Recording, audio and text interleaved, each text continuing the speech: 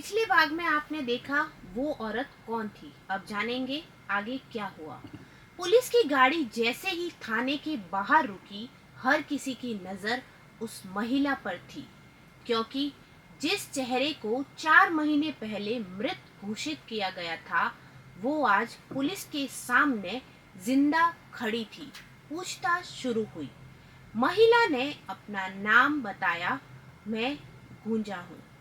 इतना सुनते ही कमरे में सन्नाटा छा गया। पुलिस अधिकारियों के हाथों से फाइलें गिरते गिरते बची, क्योंकि उसी फाइल में लिखा था गुंजा मृत। अब सवालों की बौछार शुरू हो चुकी थी।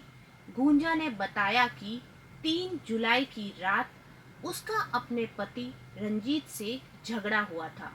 गुस्से में वह घर छोड़कर चली गई। कुछ दिनों तक उसने किसी से संपर्क नहीं किया। फिर दिल्ली और नोएडा में अलग अलग जगह काम करके रहने लगी। लेकिन इधर उसी दौरान पुलिस को एक अज्ञात महिला की लाश मिली।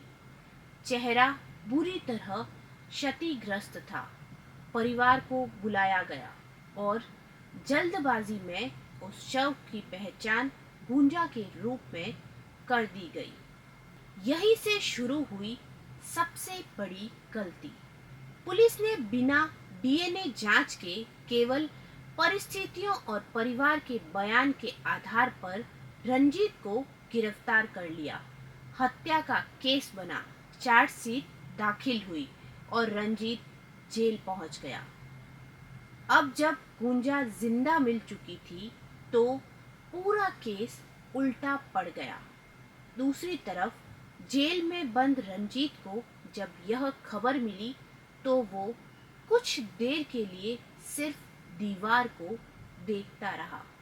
उसकी आंखों में गुस्सा नहीं, बल्कि एक सवाल था।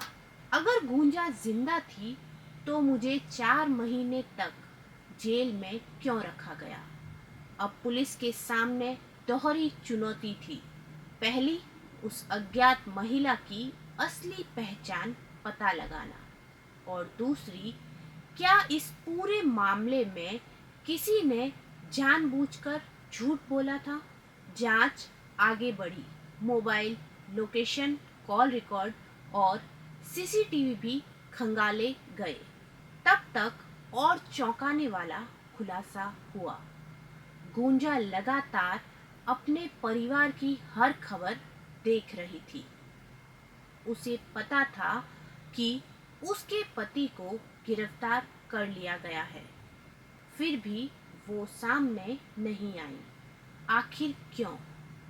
क्या वो डरी हुई थी, या फिर इस पूरी कहानी के पीछे कोई और भी राज छिपा था?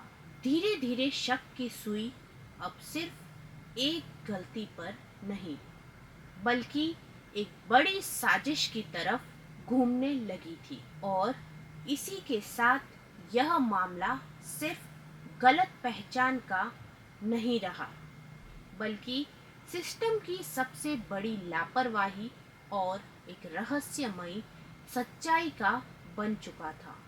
अब देखना ये होगा कि अज्ञात महिला की असली पहचान क्या है, और क्या रंजीत को इंसाफ मिल पाएगा? जानने के लिए देखते रहिए मेरे साथ।